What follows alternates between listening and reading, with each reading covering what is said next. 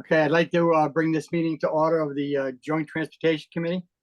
I would like to read the accessibility statement before we do a roll call vote as far as the attendance. And I would like to read it as this meeting is accessible to people with disabilities. Microphones or telephones will be used by all speakers. Large print materials are available upon advance request. If you would like either of these accommodations, please contact Mary Waldron at 508-583-1833, extension 202. Also, a notice of non-discrimination rights and the protections of beneficiaries with regards to the federal Title VI non-discrimination protection and the state non-discrimination protection is posted in this meeting room and is available on the Old Colony Planning website. Please contact Mary Waldron at 508-583-1833, extension 202 for more information. At that point, I would like for us to do a roll call to see of attendance. Bill? Yes, sir. I'm going to do a roll call, so I'll read through the communities and agencies, and if you're a delegate or alternate representing, please indicate so by stating your name. Town of Abington. John Stone. Thank you, John. Avon. Bridgewater. Brockton.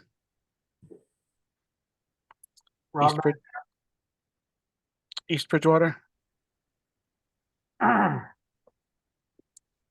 Easton. Halifax. Town of Easton. Thank you. Halifax. Hanover. Hanson. Don Howard Hanson. Thank you, Don. Kingston. Pembroke. Plymouth. James Downey from Plymouth. Thank you, James. Plimpton. Stoughton. Bill Roth, Stoughton. Thank you, Bill. West Bridgewater. Whitman. Dan Sabucci, alternate. Thank you, Dan. Brockton Area Transit. Hi, Do we have any? Michael Lambert and Glenn Geiler are both here. Thanks, Mike. Nicoletta on behalf of OCPC. Thank you. We have anybody here from GATRA? Yep. Mary Ellen Fry is administrator. Thanks, Mary Ellen. And MassDOT District 5. Hi, everybody. Barbara LaChance here. Hi, Barbara. Thank you. Thank you. And finally, MassDOT Office of Transportation Planning.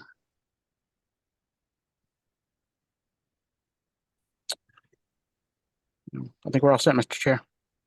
All right, thank you very much. Item 2 is the public comment. Is there anyone here from the public that would like to speak?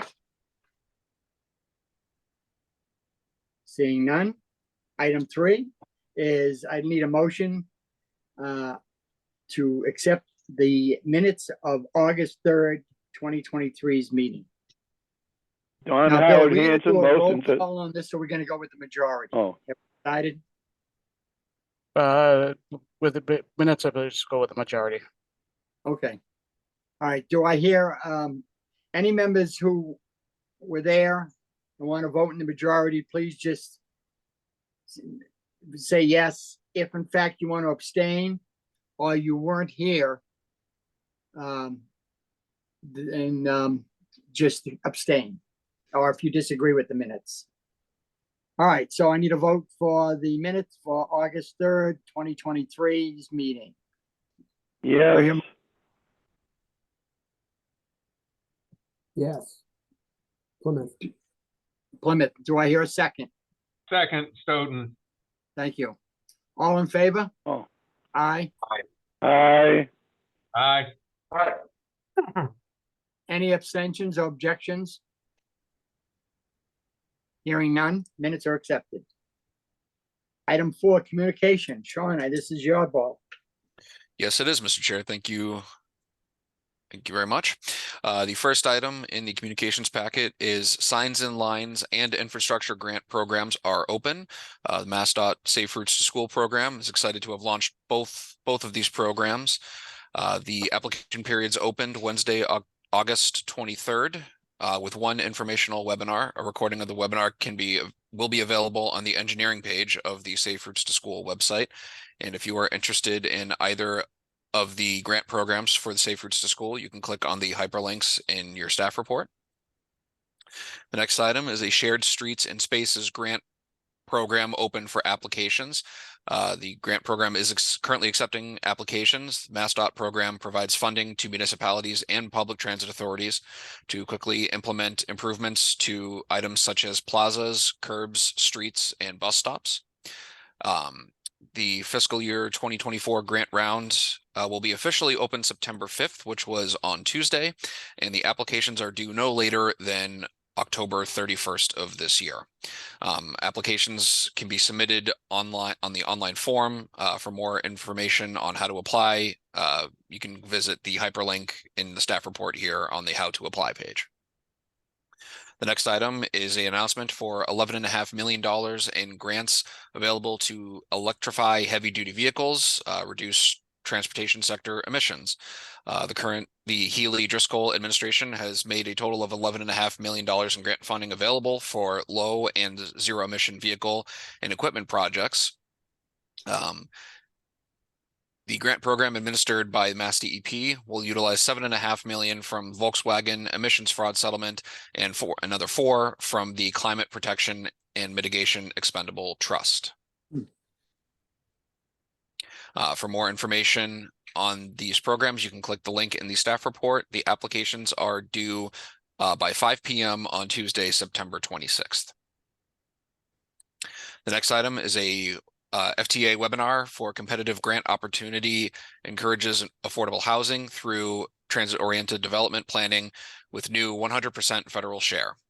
On August 7th, the FTA announced $13.4 million in competitive grants are available through the fiscal year 23 pilot program for transit-oriented development planning program. Interested entities may join the FTA staff at a webinar on Thursday, September 14th at 2 p.m. That will be next week. And the applications for this grant are due no later than October 10th.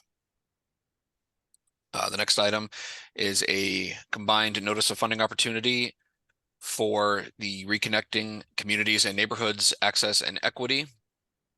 There will be up to $3.16 billion available for planning and construction projects. And these programs have common characteristics, including prioritizing disadvantaged communities, fostering equitable development and restoration, and other aspects. The deadline for applications for this program is Thursday, September 28th. The notice of funding opportunity can be found on grants.gov, and the applications must be submitted through valid eval. The next item is an announcement for the 2023 Moving Together Conference. It is October 4th, 2023, and it has been moved to the Sheraton Boston Hotel. It'll be held from 7:45 a.m. to 4:30 p.m. with limited capacity for virtual attendance options for those who do not wish to attend in person. And you can click on the link in the staff report to register for this event. And that is communications. Thank you very much, Sean. Moving on to item 5, reports. Brockton Area Regional Transit Authority, BAT. Mike, are you going to give this report? Yep, thank you, Chair. Yeah, good news from that. The start of the school season has been good for us so far. We've set post quarantine records for daily ridership on the fixed route, as well as for our Rockland microtransit, which has been great. We're making good progress along toward electrification. We're working closely with National Grid to ensure a smooth implementation and infrastructure upgrade as needed to support the buses. And finally, the legislature passed the annual budget, as this group is aware, and we're working closely with MassDOT to determine a system for allocation of new funding via the Fair Share Amendment. So look for some new services to be provided by BAT starting this year. We'll be targeting weekend service as well as second and third shift worker transportation with our first round of funding.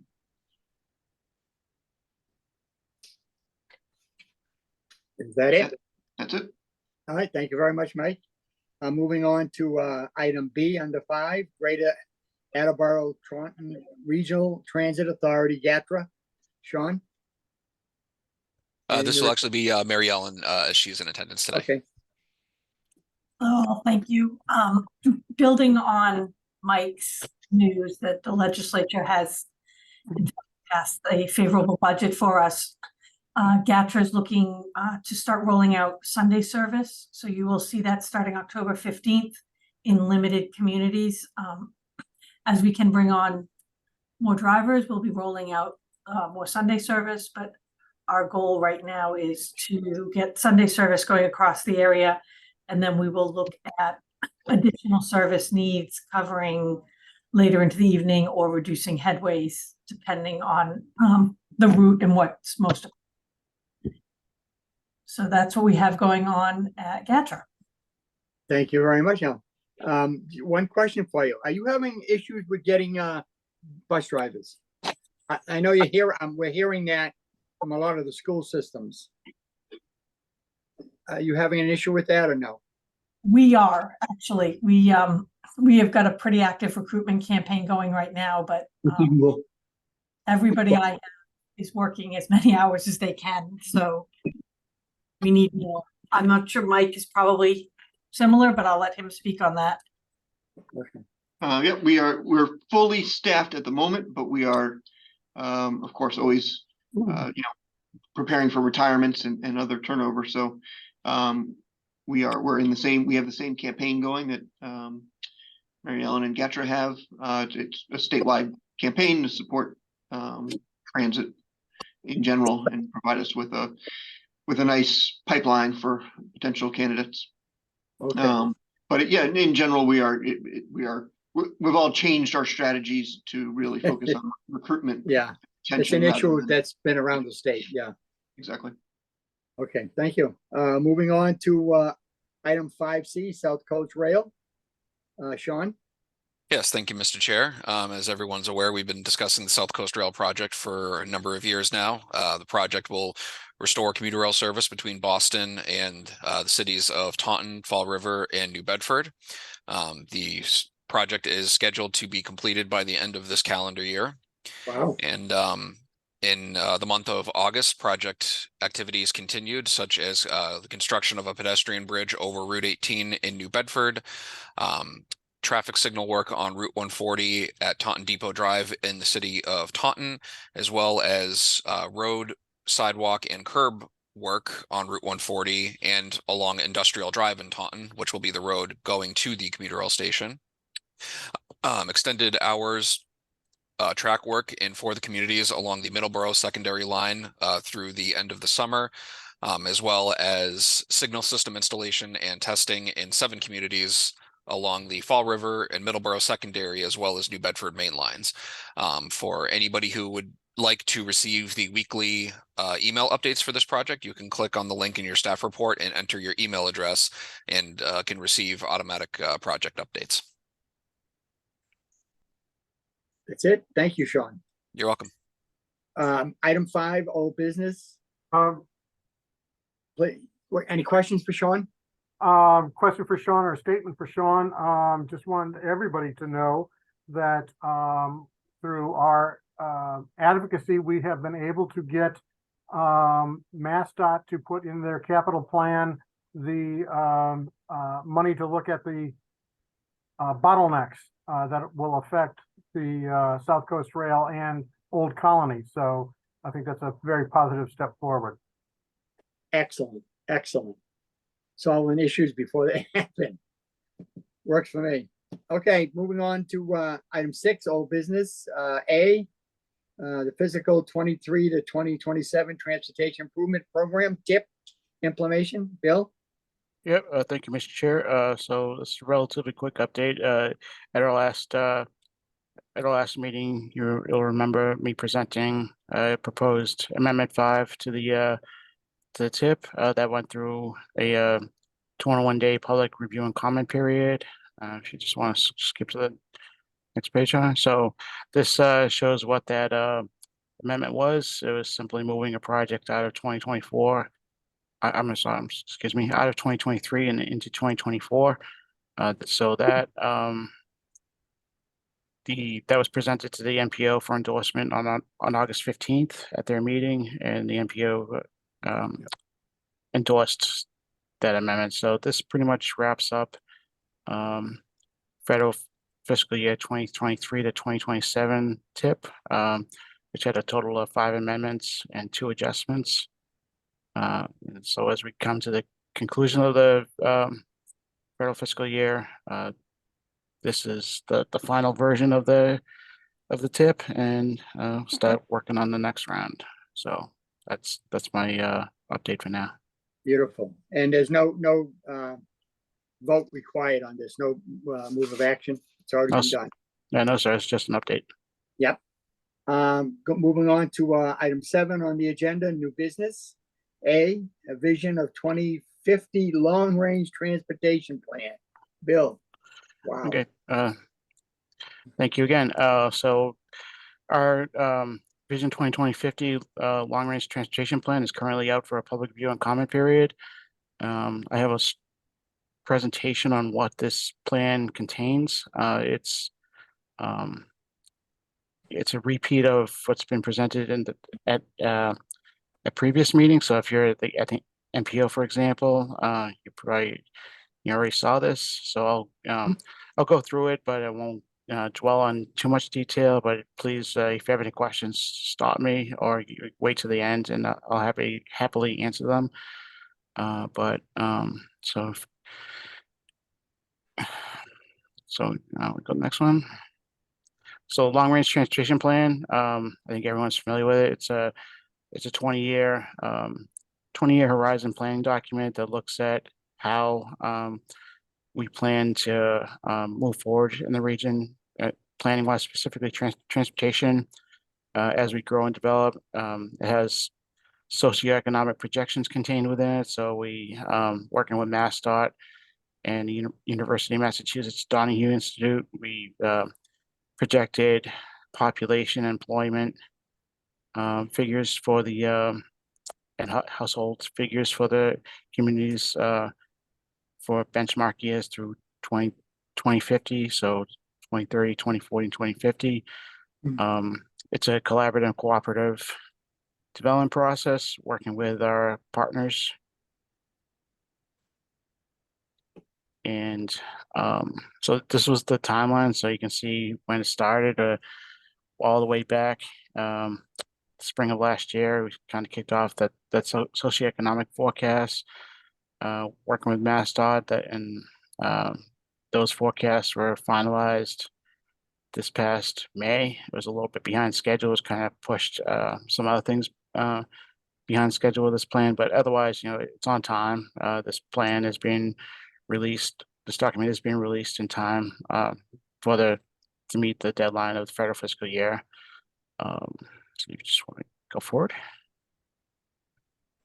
So the goals of the LRTP, again, I've gone through this multiple times with this group, but so safety, a fully transparent and equitable transportation process, a transportation system that supports economic vitality, a secure transportation network, one that's fully accessible to all users, one that leaves the environment in a better state than pre-project, resilient system that's resilient to both natural and man-made forces, a system that's maintained in a state of good repair, and an efficient transportation system. So planning scenarios, these scenarios are developed in conjunction with MassDOT. The development of this plan coincided with the development of statewide long-range plan. So, and when So in doing so, the state had identified planning scenarios that are going to affect how the state grows and develops through 2050. And we looked at those, and so we had an option to kind of develop our own, or just adopt what the state was doing with their long range plan. And looking at their 6 factors that they came up with, as you see on this page here, the factors that are going to govern the state overall through 2050, a lot of them are very common to specifically this region. So as an NPO, we had chose to adopt these and incorporate these into our plan. So regional profile, this is just this is the chapter that kind of looks at what the region looks like right now, and how we want to plan going forward to reach those goals that I previously identified. So, supporting the Commonwealth Sustainable Development Principles, supporting complete streets that are going to facilitate an accessible system to all users, limiting barriers to participation to make the planning process more equitable and transparent for all. So these are just some of the kind of broad recommendations that come out of this chapter. I won't read through all of them, but you get the idea of what these recommendations are.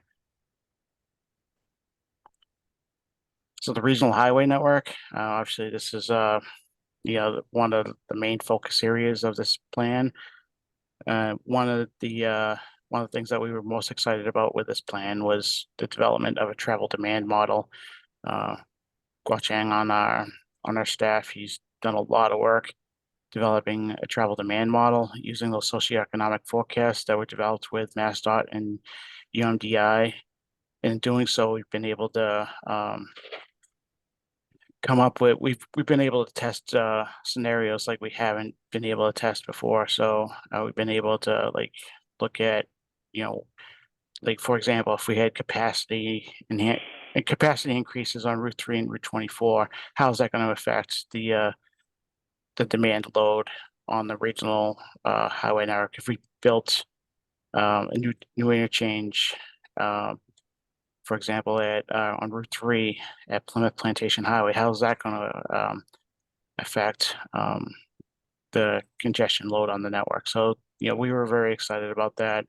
It's still being tweaked, and honestly, it's going to be while we have a product for this plan that we're very excited about, it's going to be a long-term process. It's just kind of incorporated into all of our planning efforts going forward. So it's more of an art than a science, as my colleagues will always say about modeling. It's you can always adjust it and tweak it going forward, but we're really excited about that. But otherwise, the highway chapter looks at the system overall, what it's going to take to keep the system in a state of good repair to meet the performance targets that are stated in it's called PM2, but it's keeping the system in a state of good repair. So a certain percentage of our roadways and bridges in either good or excellent condition, and ultimately what it's going to cost to meet that state of good repair. And then some of the recommendations in this chapter are towards meeting those goals that were identified earlier. So we're going to go forward. And you can jump forward.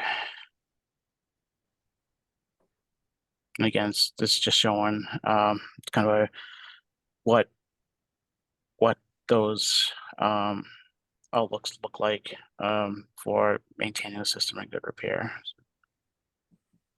go forward. So the regional transit network, just like highway, again, want to keep the system in a state of good repair. You can see the existing public transportation network in the region. So this region is well served by public transportation, multiple bus lines, commuter rail, intercity commuter bus. We do have airports. We have the Plymouth Provincetown Ferry. We also have CSX freight rail in this region. So it is diverse region in terms of transportation options. Go forward. So issues challenging, just regional transit network. You can see, reliable and sustainable funding. That's always, a main focus, not just transit, but also highway, making sure that, we have the resources to keep the system in a good repair. I should have probably stated in the beginning, this plan is required to be fiscally constrained. It's not to say that we don't identify kind of big ticket items that don't have funding sources at this time, but we still identify them in this chapter. That's just not part of the overall program. So for example, like Route 3 and Route 24 expansion, we look at that. Those aren't recommendations because those aren't financially constrained, fiscally constrained at this point, but those are included. So funding, transit gaps, aging population, obviously that's a big one. How do we, as the population gets older, how do we serve that population? And underperforming vehicle and bicycle parking lots, in the intermodal lots. So it's just some of the recommendations. Keep the system in a good state of good repair. Expanding paratransit, increased use in expansion of community parking. You can go next one. So vulnerable roadway users. So this is a chapter that was previously called bicycle and pedestrian, but it's a lot more than that. It's basically anyone who's not in a motor vehicle. So we kind of group that all together as vulnerable roadway users. And so we want to make sure that, as I stated in the beginning, the system's fully accessible to all users, not just accessible, but safe for all users. This is what this chapter focuses on. It looks at gaps in the network. It looks at where things can be improved and recommendations for improving it as such. Go forward. Again, so these are some of those recommendations kind of for interregional travel. Long distance bicycle travel, for example, where bicycling could potentially be an alternative to motor vehicles for long distance commutes. The environment. So again, we want to make sure that the system that we're planning is going to leave the environment in a better condition than what we have now. So these are some of the recommendations that come out of this chapter. So things like supporting livable and sustainable land use strategies, striving to reduce single occupancy vehicle travel, encouraging the formation of TMAs, particularly in business dense areas where that could work. Some of our business parks, minimizing environmental impacts of the transportation network. So safety and security. So this one is fairly self-explanatory. This looks at safety of the system overall. We had, earlier, a few minutes ago, I mentioned PM2, which is performance targets for state of good repair for the physical infrastructure of our roadways and bridges. We do have PM1 safety targets, so reducing overall fatalities and severe injuries on the network, and also the rates of those fatalities and severe injuries. So some of the recommendations for this, continue to implement the safe systems approach in all our transportation planning activities. in working with our MassDOT partners, continue to maintain our safety management system, target planning efforts and investments at high crash locations, fully programming the minimum HSIP targets each year,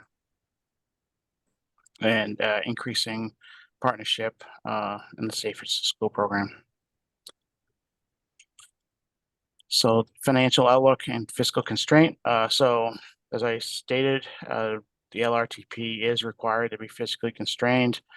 We receive funding outlooks from MassDOT for the region. So this is how that funding looks like going through 2044. So you might notice it's up to 2044. The LRTP is only required to be a 20-year plan. And fiscally, it is a 20-year plan. For simplicity and other things like the modeling, we do go to 2050, mainly because that's how the census works. The census works in 10-year increments. So it always makes it easier to keep the LRTPs in 10-year intervals. So for example, yeah, right now it's the 2050 plan, but fiscally and looking at projects and programming projects, we're only going through 2044. So that's estimate funding, and this is an estimate of operations and maintenance and infrastructure projects for the region through the next 20 years. So the first two time bands are the most concrete. So that first 5-year time band, that's essentially the tip. And then the 5-year time band after that, we have a pretty good idea of projects that could go in that time frame from our universal projects. But beyond 10 years, it gets a little trickier to specifically identify projects that might happen in that back 10 years of the plan. But we do have these general assumptions that we can make. So from the highway side, we're confident that this plan is fiscally constrained. And then just like highway, transit, so these are transit and operations capital projects for the next 20 years. Again, transit is fiscally constrained. And we always assume that we're gonna, whether it's highway or transit, we operate under the assumption that we're pretty much gonna bill out or spend out whatever the target is for that given time frame. We've never really had a problem, especially on the highway side. We've never had a problem spending the money that comes into this region, or money that's available for this region. So that's very in terms of the LRTP, because it's documents hundreds of pages, but so it's a brief summary of that document. Document is available on our website for review. The public review and comment period does run through the end of next week, so we're receiving comments through next Friday at 4 p.m., which is the end of our business day, and at that time, we'll need to kind of wrap it up and kind of incorporate everything, finalize everything for the NPO meeting, which is on September 19th. But at this time, if anyone has any questions or comments, I'm happy to answer them. Otherwise, I would ask this committee to, as a whole, to approve this LRTP to go forward for endorsement to the NPO. Okay, that being said, any questions for Bill? Bill, I have one comment. Only looking at it, I wish the funding was a little bit more for Chapter 90 funding for the towns. Streets are old, potholes. Chapter 90 money just never seems to be enough on any town, for any town. So that's my only comment. Yep. No, that's a very good point. Chapter 90 has been, pretty stable for a long time. And I know that as an agency, Old Colony Planning Council has written to our delegation, asking for an increase in Chapter 90. It's just, maybe we're all on the same boat that we want to see Right. that increased. Yeah, cost of labor and materials are climbing faster than what they're allowing each town. Oh yeah, no doubt. All right, so you need a motion to approve this? Is that what Yes, you're sir. looking for, Bill? Yes, To sir. recommend this? Yep. Do I hear a motion? So moved, Don Howard. Do I hear a second? Second. Okay. That being said, all in favor? Aye. Aye. Aye. Aye. Any nays or abstains? Unanimous. Thank you so much, everyone. Absolutely. Moving on to 7B, 2023 Human Service Coordinated Transportation Plan. Sean. Yes, thank you, Mr. Chair. I will be presenting on the Coordinated Human Services Transportation Plan. Similar to the Long Range Transportation Plan, it was presented at the August 2023 MPO meeting and will be seeking endorsement at the September 2023 MPO meeting. And this plan is also currently out for a 21-day public review and comment period. It is similar to the long range transportation plan, as well as other documents such as our public participation plan. It's a report that's updated every 4 years to reflect the transportation needs of any and all transportation providers in our region, to, from transit providers such as BAT and GATRA to councils on aging to private transportation providers and so on. That it? No, I do have a presentation that's Okay, similar to I was Bill. just gonna say you paused. Yeah, because I was just filtering through the slides. My apologies. So introduction for this report. Basically, any project that is seeking federal 5310 funds must be part of a coordinated human services transportation plan. Coordinated human services plans, they help serve transportation disadvantaged populations, which are any populations that are unable to transport themselves for whatever reason may be. And some of these specific transportation needs for these populations are, medical trips, school, employment, as well as shopping or any type of recreational trips. So special needs transportation can be defined as any mode of transportation used by those defined as transportation disadvantaged or with a special transportation need.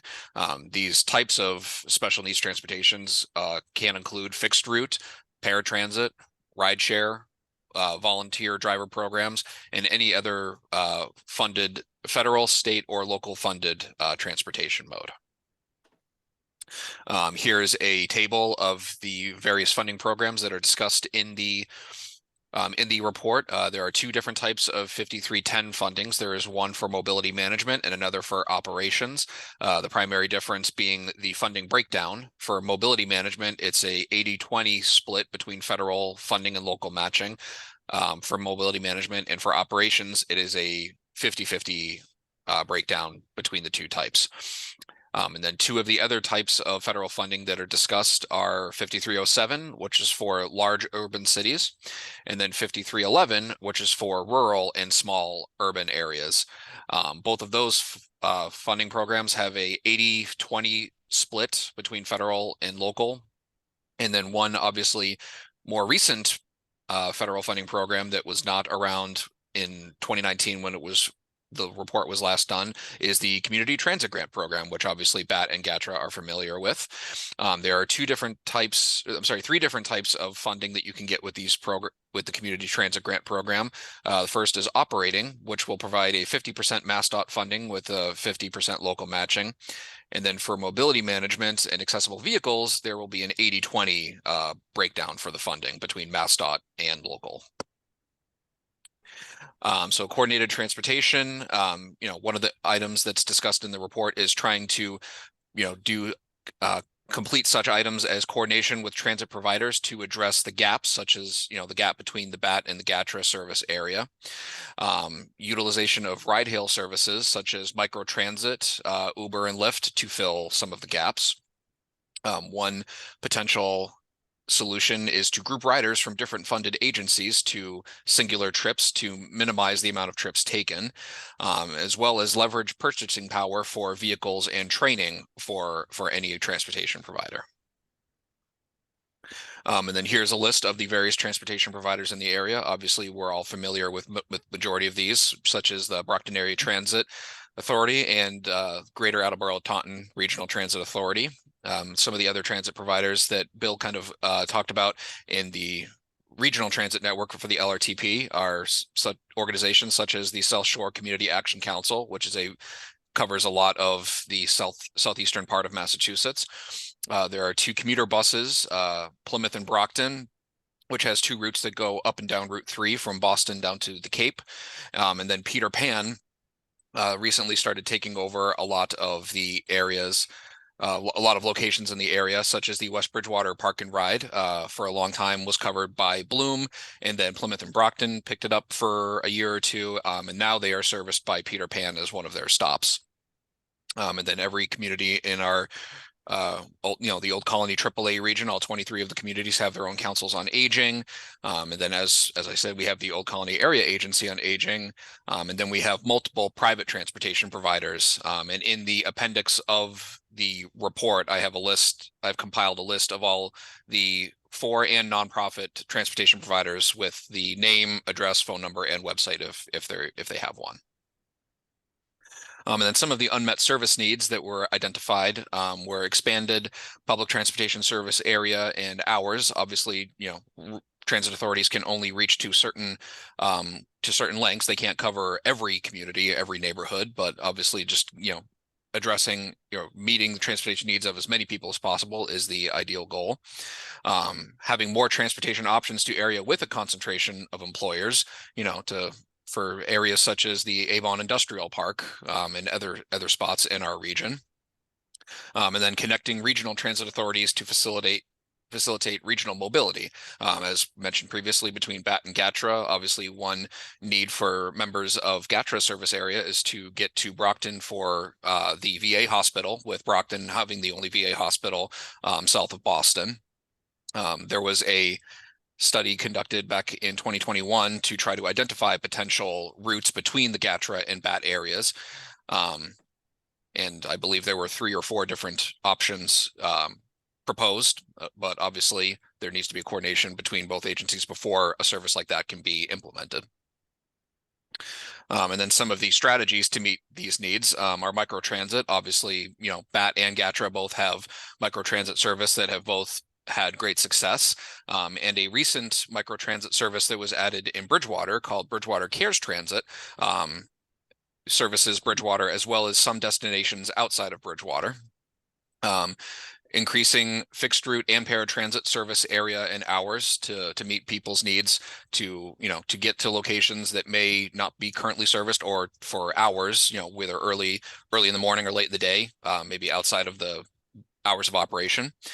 Expand the volunteer driver program, such as the Ombudsman program in the Old Colony AAA. Promote increased transit connections, to get people in between different types of transportation to be able to get them to their final destinations. Expand paratransit buffer beyond 3/4 of a mile, which is the current buffer around fixed route service. So people who may be beyond that 3/4 mile service, that's a potential possibility.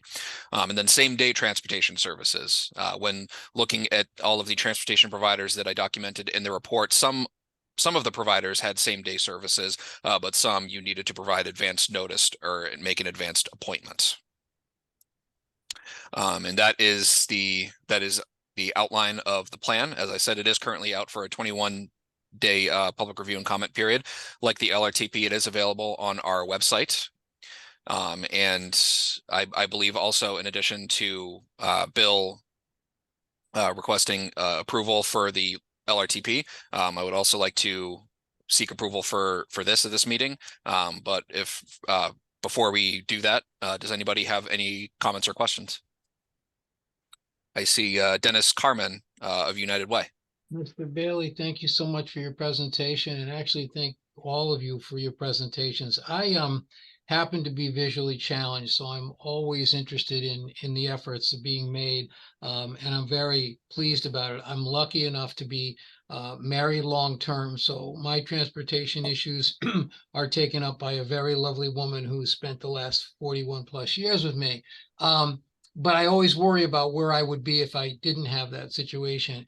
In terms of your presentation, I just had a quick question in regards to you. You mentioned the community action, South Shore Community Action. Is that also inclusive of something that used to be called the TPP program, Taking People Places? It was a collective or a collaborative group in the Plymouth area that was trying to expand ride opportunities for people with disabilities. Is that part of it? Do you know?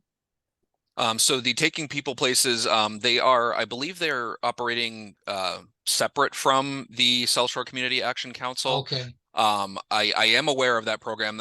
I did not have any information on the program when I was making the presentation, Yep. but I will be including some information on that program in Just- the because I believe they're with GATRA, Mary Ellen. If please correct me if I'm wrong. I received some information from David Klein. He's our area agency on aging director, and he made me aware of the Taking People Places. Yep. I'm confident that GATRA's involved. I remember we were approached a while ago when they didn't have a 501c3 status, and I think that's why I was asking about South Shore Community Action, because I think they might be serving as their nonprofit conduit. And the only reason I'm mentioning them or raising them as an issue is it would be great to have them referenced in that it's a great group of people who are trying to fill some gaps. And again, I tend to be sensitive about the challenges of transportation, particularly where they don't exist outside the normal systems. And we're lucky to have such great transit providers. So I'm just looking to see if they can be added or referenced. I think it would be helpful to their processes because they're always looking for grants and trying to find ways to increase the resources that they can continue to do what they're doing. But thank you for your presentation. It was awesome. Thank you, Mr. Carmen. But yes, looking at some of the information that was provided to me by David Klein, in 2019, TPP began partnering with Lyft to provide the ride sharing services. Today, there are 16 nonprofit social service organizations that participate in the Taking People Places Lyft ride share program. And on the application for their next Title III application, they mentioned that in 2022, they served 883 individuals with over 4,100 rides just last year alone. So yes, like I said, I did not have any information to, when I was preparing this presentation, but they will be referenced and mentioned in the final report. Thank you so much. I appreciate that. You're welcome, sir. Any other questions? All right, this is an action item, so I would like to call for a motion to recommend this and a second. Do I hear a motion? So moved, Don Howard. Okay, do I hear a second? Second? Second, Plymouth. Okay, thank you. All in favor, say aye.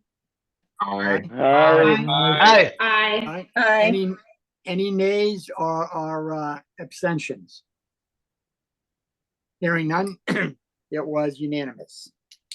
Moving on to item 7C, Route 18 corridor study from East Bridgewater to Bridgewater. Ray? Thank you, Mr. Chairman. We are at the stage, we've been at Route 18 for a while now, and we've reported to the JTC previously on updates. And we are at the stage where we are putting together findings and conclusions and improvements. So I have a brief presentation as time allows to show some of those findings and recommendations. Next slide, please. Thank you. I just want to go over the purpose and the scope and the process a little bit. Route 18 scope, the geographic scope is Route 18 in East Bridgewater and Bridgewater. Route 18 is under Mass DOT jurisdiction in its entirety in these towns, except for Central Square and Bridgewater, which is under local jurisdiction. And the purpose is to address traffic congestion and safety and mobility. As we have incorporated complete streets, that's for all road users, bicyclists and walkers. We also coordinating with existing planned projects in the corridor, coordinating the study with those planned projects, and also any land use development or changes. We want to make sure that we incorporate those into the study for any impacts on traffic and levels of service. And the purpose is to develop some short-term and long-term improvements, and that could be TIP projects, or it could be local projects, could be less expensive local projects, or more expensive long-term major projects. Processes, we looked at 20 intersections. We did traffic counts, levels of service based on the turning movements at key intersections during the peak hour, and to measure the delay and the congestion. Safety, we looked at the types of crashes, the number of crashes, and Mass DOT crash clusters, which is online portal, which is interactive, which is great for looking at crashes in corridors and in our region. We inventoried the built environment, that's traffic control and pavement marking signage, also transit operations, bicycle pedestrian safety, and truck operations and constraints, which include turning radii and any restrictions. Trucks are heavily used Route 18, as we saw from our traffic counts. It's over 10%. It's between 10 and 20%, which is pretty high. We want to, again, as I said earlier, discern any land use changes and look at the impacts from that, and any environmental conditions in the corridor. Next, please. We did a survey in order to get the ideas and the what's on the mind of people that travel in the corridor, and we got 404 response from our survey, mostly from East Bridgewater, which was great. A lot of people, almost 70% of our respondents were from East Bridgewater.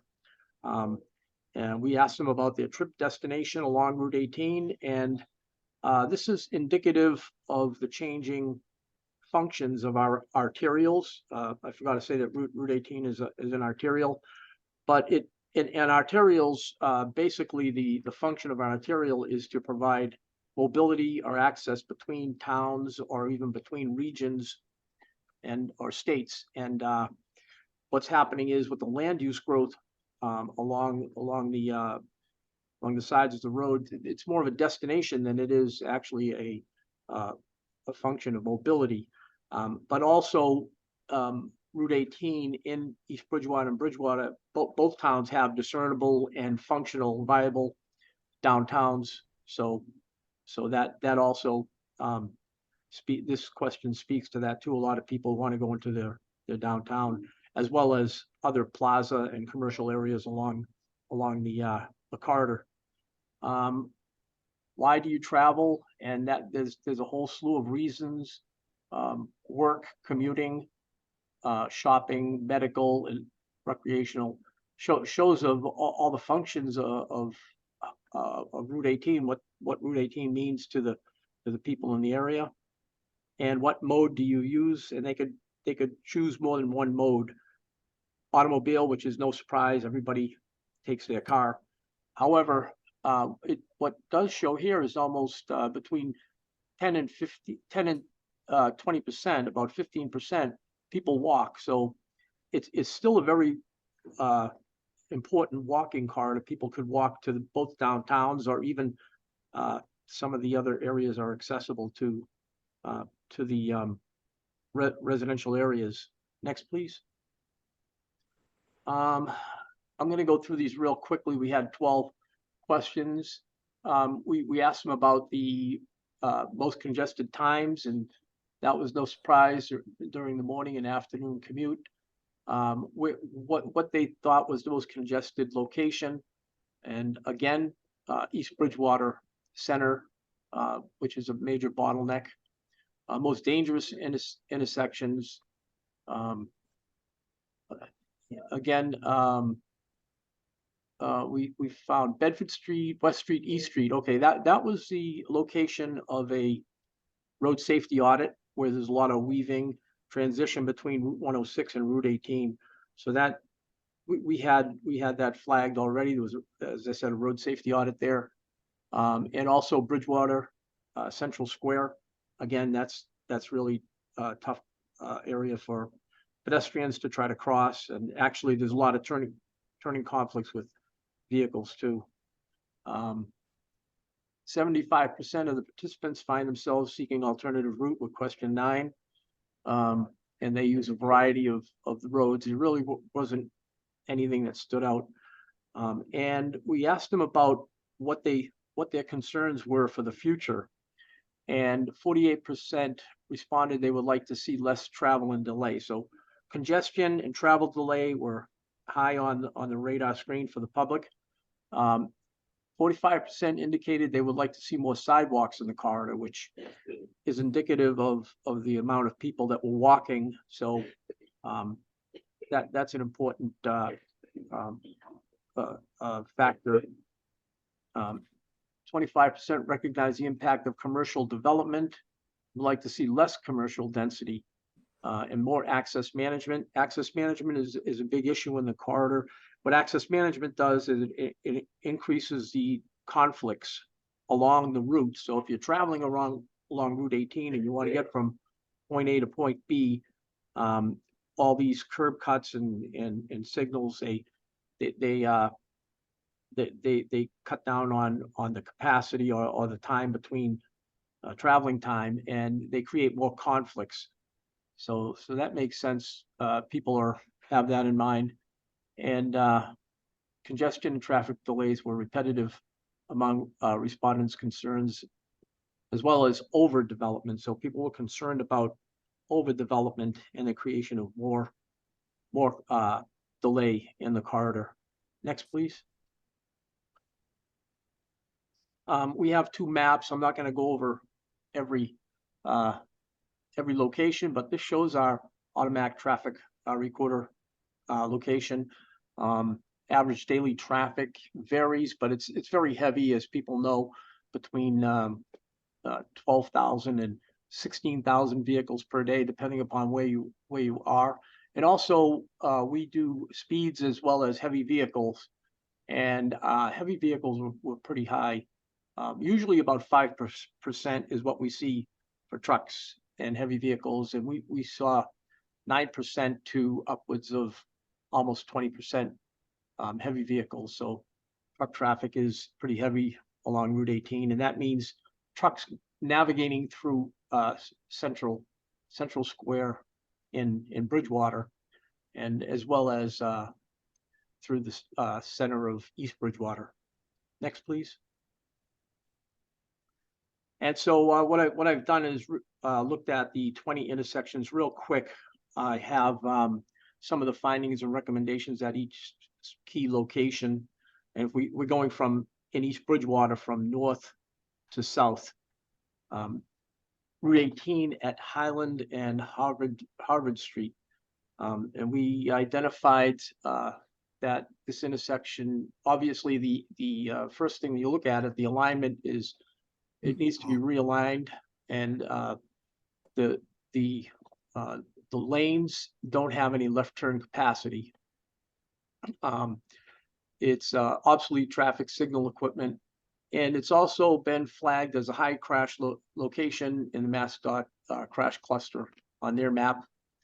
Lack of bicycle and pedestrian accommodation, and to the left of Route 18, if you look at this map, and it's going north. The map is pointed north. To the west of Route 18 is the new sewer district, and there's going to be a sewer extension from Brockton and along the west side of Route 18 to a certain degree south, just below where this map is. So that's going to have a big impact on the development of land there. This compass Medical, although it went bankrupt, there's the owners, Compass didn't own the land. There's definitely potential for an occupant that to be occupied and expanded, as well as other other developments which were flagged, like a 400 square foot warehouse. So that these developments are going to impact this Route 18 at Highland Street intersection, which what's constraining the traffic, what's creating a bottleneck is the lack of left turn lanes, the lack of width, and the alignment. The alignment is poor. In fact, if you go east-west on Highland Street, you're going straight through, you actually have to adjust because you're aligned with the curb on the next, as you go through the intersection, you're not actually aligned with the receiving lane. So that intersection there should be a project there. There was actually a project on the tip, but the state and the town should coordinate to make that a long-term improvement project because in advance of development that's happening. The Compass Way intersection, which is to the south on this map, where I have the flag call out. Right now it's stop sign controlled. It works pretty well. Although, like many other, this is indicative of a lot of stop sign intersections along Route 18, where there's heavy through volumes. There's a lack of gaps for left turn out, and that's usually level of service F. But otherwise, the intersection works pretty well, except if you're trying to get out and taking a left. But it could have, once the signal warrants are met, it could be a candidate for a traffic signal. Next, please. As we go south, we're in the center of East Bridgewater, which has been the subject of many. Did you say something, Dan? No, I'm looking at that. I'm looking at the five road intersection in East Bridgewater Center. Yeah, and you're probably familiar with it, like many people are. It's been the subject of traffic studies. They wanted to do things like they had things in the past where maybe build a bypass road or make Spring Street one way west out. Those are some of the things that were talked about. There's congestion, obviously, long queues during the peak hour. Pedestrian and the other issue is access management. There's, as Dan said, there's 6 entering approaches, and the other thing is that there's a lot of pavement at Central Street, Route 18, and Spring Street, Maple Avenue. So when people enter the intersection, they're going to make a turning movement. They spend a lot of time in the intersection, and sometimes it can lead to driver confusion with some people trying to go around them if they're making a left turn. So pavement markings that direct channel traffic, that could be something that they could, in the interim, they could look at. Upgrade the signal timing and phasing plan. We conducted some preliminary roundabout analysis, but it would be, if it's real, there's not enough right away for a true roundabout. And the other thing that it has is those traffic counts showed that it has over 20,000 entering vehicles per day, which means that a single lane roundabout would probably fail, just like the signals are failing level of service F. So it might have to be some hybrid. But anyways, further engineering study that focuses specifically on this area should be done. And the other big issue is pedestrian safety. Up at Union Street and West Union Street, we recommend a rapid rectangular flashing beacon, because there are in ADA compliance, there are already crosswalks there across Route 18. To put an additional rapid rectangular flashing beacon, which is people come up to them and they push the button and it flashes to notify traffic that people are crossing. I think would help enhance the safety there. And one last thing to say about this slide is Central Street at Union Street, which is not exactly on Route 18, but it's obviously traffic backs up through this intersection.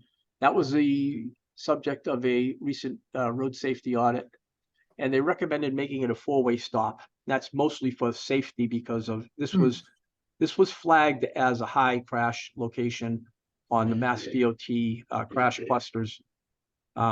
There's some limited sight distance on some of the West Union Street approach because of the building there. So making a four-way might help cut down on crashes. It's obviously not going to do anything for congestion because the queues back up from Central Street at Route 18 and Spring Street. Next, please. As we go further south, there's the East Bridgewater Junior High School and High School. Again, this intersection works well, except when school lets out and everybody's going to the same place at the same time, trying to take a left turn out. Again, it's the same problem that stop sign intersections have on a road that doesn't have enough gaps. And the other thing I want to say about this area is the Mass DOT just did finish a project with sidewalks from Whitman Street, Route 106 north, all the way to the town East Bridgewater Center.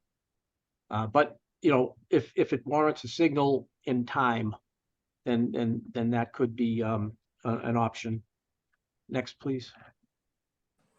As we go further south, still in East Bridgewater, Whitman Street and Route 18. Whitman Street is Route 106, and it meets Route 18 at a really bad angle. However, there have been recent improvements over the past, I want to say 5 to 10 years, and it works pretty well. The problem is that as you go further south, there's the other intersection with West Street and East Street, which is, first thing is it's misaligned, and it's West Street is Route 106. So there's a transition between Route 106, they're on Route 18 for that short section, and then people go back to Route 106, and that conflicts with traffic that's on Route 18 going north-south already heavily. So two heavy state routes, heavily traveled state routes. So there's a lot of weaving in that small section between the two intersections. And that was came up with a road safety audit for West Street, East Street, and Route 18 a while ago. So there's a lack of pavement markings to channel traffic. There's that weaving that's going on in the poor intersection alignments. And that's with the antiquated signals timing. The signal timing and phasing is antiquated at West Street and East Street and Route 18. Whitman Street, it's all new, but this other intersection, it's antiquated. Next one, please. And I've got two slides here to show High Street, Route 18 at High Street. And this intersection works pretty well, except for the alignment. We're in Bridgewater now. We've crossed over from East Bridgewater to Bridgewater. And as we go further south into on Broad Street into just north of Bridgewater, Central Square, there's the Roach Brothers Plaza, which is not signalized. And so this area, it lacks access management. Again, a signal could be warranted at Roach Brothers Plaza. And there's a Spring Street intersection further south, which is right next to the railroad tracks. And consider signal coordination with the rail crossing, because as vehicles are stopped for the red light, they could back up over the track. Next, please. And now we're into Bridgewater Central Square. there's two kind of parts to this oval. There's the north part intersection, which is signalized. And then there's the south part, which is kind of, well, there's two stop signs on the Route 1828 northbound approach and the Route 104 South Street approach, but they're in close proximity. On the north part, what happens is if people are at this traffic signal, there's long queues on Route 18 going south, Central Square going north, and on Route 28 also coming southeast during the peak hour. Some of the things that could be a possibility would be to add an additional southbound right turn through lane on Broad Street as you enter into Central Square. Take another look at the signal timing and phasing. And there's also some parking practically in the intersection.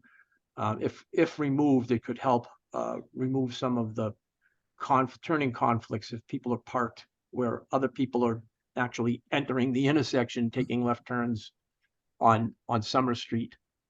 And as we go south into the Central Square at the other end, there's a possibility of putting a signal on the south end. There's a design alternative for Central Square that's proposed by the town, which removes the angle parking rather, and puts in parallel parking and a single lane for through movements as well as a bicycle route. However, on the south side, there is a possibility to put a signal in there. And I think further engineering analysis, this is a planning level study. I think further engineering analysis might help tease that out, what exactly it would be. I have some concepts further on. And then south of the Central Square, there's the Bedford Street at Grove Street intersection. The town implemented one-way away from Bedford Street on Grove Street. So as a result of a recent road safety audit, this was a high crash intersection flagged by Mass DOT crash clusters portal. Next, please. So this is a concept we got from Bridgewater, from the town of Bridgewater, and it shows parallel parking, a single lane through the on each side of the oval, and the green is a green strip that's actually a bicycle lane. It really doesn't, as far as Broad Street itself, the Broad Street intersection with Summer Street to the north, which is to the right of this this map, it really doesn't change too much there. It does add a bicycle lane to the northbound approach, and on the south side, it does have going south to South Street. It kind of widens out to two lanes, one to go around the oval to either Bedford Street or School Street or back north, and the other way to go straight through to South Street. Next, please. This picture again gives us an idea of what that concept is. We got these from the town of Bridgewater, so thank you for sending these along to us. The left side shows the existing angle parking and the sidewalk, and the right side shows where there's a bicycle lane, parallel parking, and a wider sidewalk for walking and for businesses. And next, please. This is just a preliminary concept with a possible traffic signal that Bojang and I had looked at for the south end, where we have kind of three phases. First one is southbound, coordinated with the Broad Street signal, the existing signal. The only problem with this is there is a stop line. The stop line is where the curve is. So if people are going southbound, it needs to be visible enough so that less rear end crash. It might increase rear end crashes. So that could be a problem there. But what it does do, it eliminates a lot of these conflicts. So phase one would go, so you'd have southbound going, and people from South Street that are coming north would have to wait. And then they're phase two. So the major conflicts for them, which is the southbound on Central School, the southbound would have to wait, and they could go through. And then the third phase would be Bedford Street, which again conflicts with both South Street and the Oval coming southbound. And access to School Street would remain open, and the town had expressed a possible future for School Street rather, to be a gateway for pedestrians and bicycles and cars to BSU, to have better connections with Bridgewater State University, so that more people from Bridgewater State University have more foot traffic in the Central Square. And the whole concept of Central Square is to create more foot traffic, and that is a great idea, because more foot traffic in the downtown means more business. Traffic in the downtown, you can have all kinds of traffic in the downtown, but people are in cars. You got to get them out of the cars and on their feet.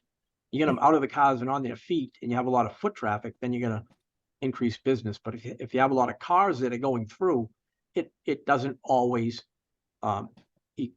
equate that you're going to improve your downtown. People will just be passing through and not getting out of their cars.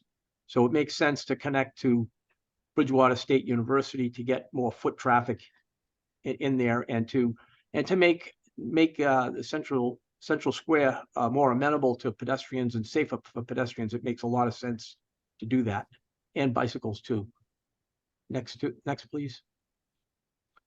These are the other intersections, real quick, that are south of the Central Square in Bridgewater. On the left is Bedford Street, Route 1828 at Maple Street. And that should be evaluated for signal as a result of the rerouted traffic due to Grove Street one way. Because of Grove Street, they made it one way in both directions. A lot of people are rerouted to Maple Avenue, so that might have increased traffic. So that should be monitored for that. Bedford Street at Cottage Street, again, it's a non-signalized intersection, stop sign, and there's speeding along this section of Route 18. And that's the issue for Winter Street, although Winter Street is signalized. And the last one is Flag Street. Again, there's a maintenance problem, I believe. Some drainage problems on Flag Street, but again, speeding in that area. Next, please. So we also have some corridor-wide findings. As I just said, speeding in the straight linear layouts. Evaluate lighting in the corridor, and that was an issue that East Bridgewater had brought up in our meetings with stakeholders.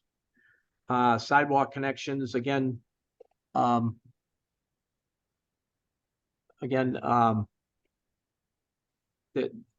people had expressed in our survey that they'd like to see more sidewalk connections, and bicycling accommodation.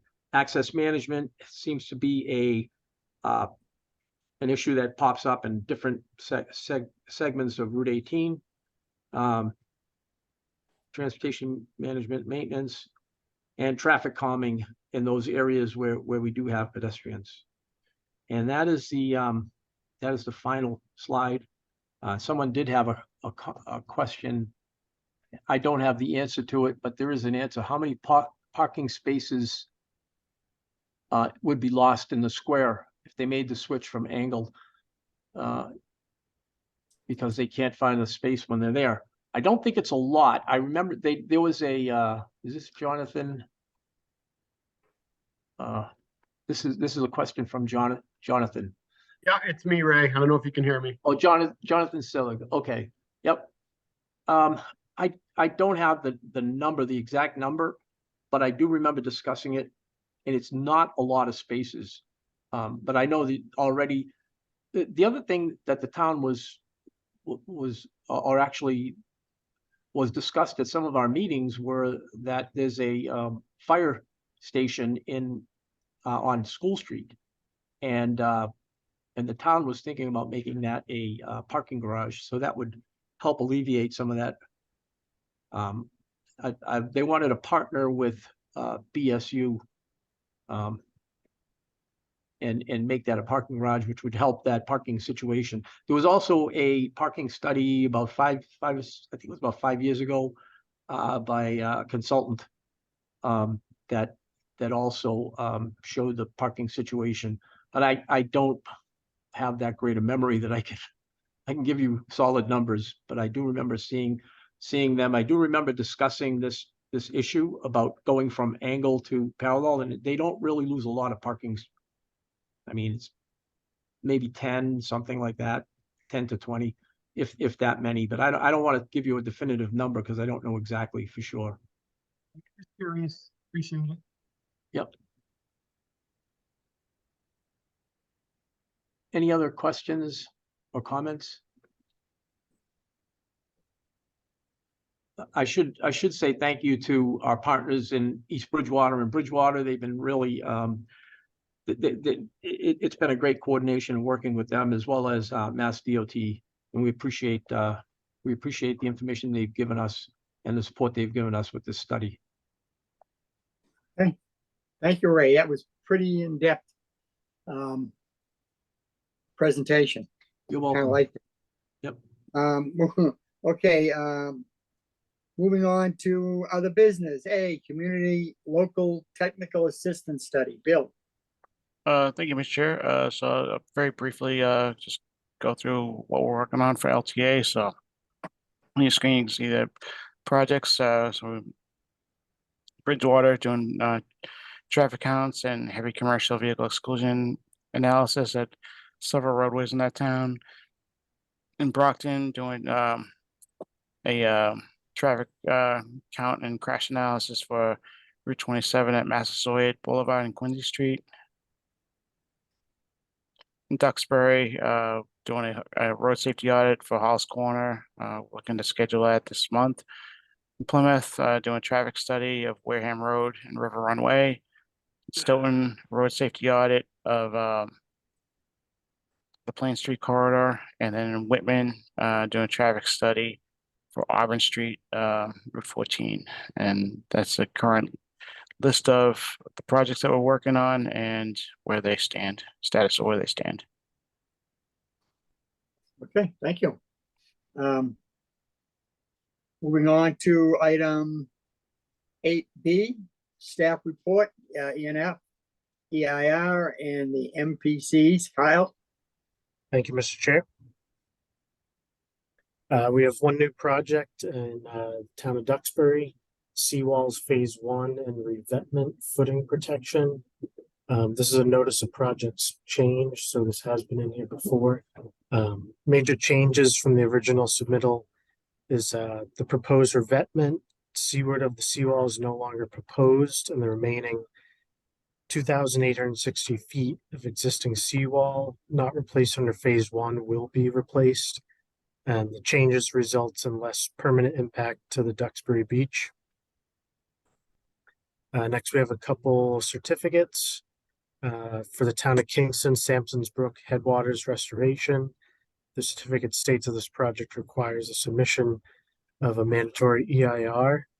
And then the proponent, in response to that, submitted a request for a waiver of the requirement to prepare an EIR. And then in a separate draft record of decision, a waiver was granted regarding the EIR requirement. And that is actually the next certificate that's posted there for Kingston. And so moving on to public notices, town of Duxbury notice of ecological restoration project. Proposed project aims to remove the Temple Street Dam and replace it with a three-step riffle pool fishway to restore ecological processes, natural hydrology, and fish passage while improving, or at least not worsening downstream flood impacts to infrastructure. Next, another one in the town of Duxbury, notice of intent to initiate an aquatic plant management program. And this takes place at Leadham Pond to manage dense growths of nuisance aquatic plants. That is my report. Thank you very much, Kyle. You're Any welcome. questions? Nope, seeing none. Our last item before we adjourn is regional concerns and local community transportation issues. Does anybody I have have any? something, Danny. I Go ahead, have Rick. something. Is it okay? Yeah, it's good, Dawn. No, I like to thank the opportunity I had last month to put on the retention and detention areas. And hearing the person that asked me if I had any reason to go see the mosquito control, which I did, they were very pleased because I showed them the same brochure that I showed on the PowerPoint. And they were tickled pink, really, because of the fact of all the retention and detention areas could be put underground. So, and what I did from then is I contacted the Hanson Board of Health, and I have myself on the agenda again to start all over again with the Hanson Board of Health this month on doing so. So I want to thank the opportunity for putting it on for the county. And also I'm trying to get back on to the McQuon Street TIP program, which I was on a long time ago, but that's all I have, and I wanted to thank the Old Colony Planning for letting me produce that. Our pleasure, Dawn, our pleasure. I guess our next meeting is when, October 5th, right? I believe. But that's correct. Yeah, so that being said, I'll need a motion to adjourn. So moved, Don Howard. There a second? Whatever, all in favor? Aye. Second, yes. Aye. Thank you. Thank Bye, you, everybody. everyone. That's a great meeting.